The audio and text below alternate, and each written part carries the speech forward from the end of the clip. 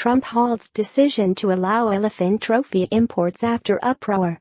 Washington, Reuters. U.S. President Donald Trump said in a tweet on Friday he is putting a decision to allow imports of elephant trophies on hold until he can review all conservation facts. The rule released on Friday allowing hunters who kill elephants in Zimbabwe to bring their trophies back to the United States. Outraged animal activists put big game trophy decision on hold until such time as I review all conservation facts. Under study for years, Trump wrote, adding he would take it up with Interior Secretary Ryan Zinke. Early word of the plan change had drawn protests from conservationists who said it could deplete already at-risk elephant populations.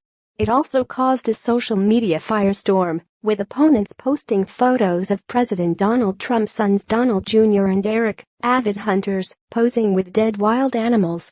Tanya Sain-Rib, senior attorney with the Center for Biological Diversity, said on Friday in a statement, "It's great that public outrage has forced Trump to reconsider this despicable decision, but it takes more than a tweet to stop trophy hunters from slaughtering elephants and lions.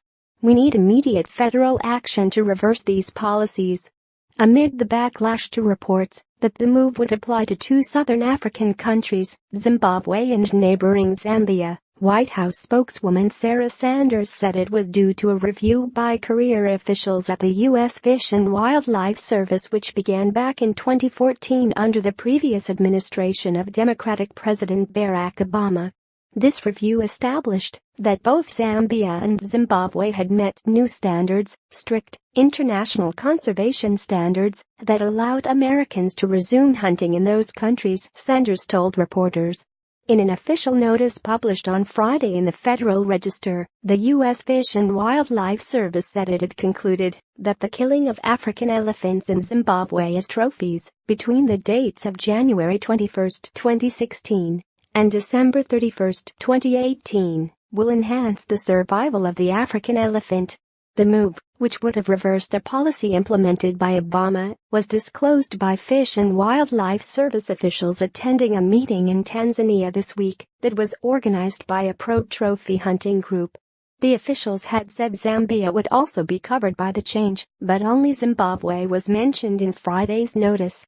ABC News reported that the Trump administration last month began granting permits for the import of trophies from the killing of lions in Zimbabwe and Zambia. The administration did not immediately say if the Trump suspension applied to animals other than elephants. Africa's elephant population plunged by about a fifth between 2006 and 2015 because of increased poaching for ivory, a coveted commodity used in carving and ornamental accessories in China and other parts of Asia, the International Union for Conservation of Nature said last year. Wildlife activists argue that corruption is endemic in impoverished Zimbabwe, and that money generated by big game hunting and meant for conservation has been diverted into the pockets of crooks and poachers. Supporters say money made from well-regulated hunts has been used for costly wildlife conservation in cash-starved African countries battling to diminish chronic poverty. The Republican chairman of the U.S. House of Representatives Foreign Affairs Committee, Representative Ed Royce, slammed the administration's decision to allow the imports, saying economic and political turmoil in Zimbabwe gave him zero confidence the authorities there were properly managing conservation programs. Elephants and other big game in Africa are blood currency for terrorist organizations, and they are being killed at an alarming rate, Royce said in a statement. Stopping poaching isn't just about saving the world's most majestic animals for the future, it's about our national security.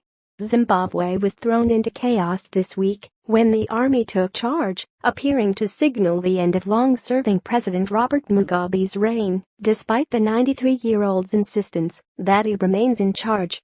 Reporting by John Herskowitz in Austin, Texas and David Shepardson and Eric Beach in Washington. Additional reporting by Valerie Volkevisi in Washington.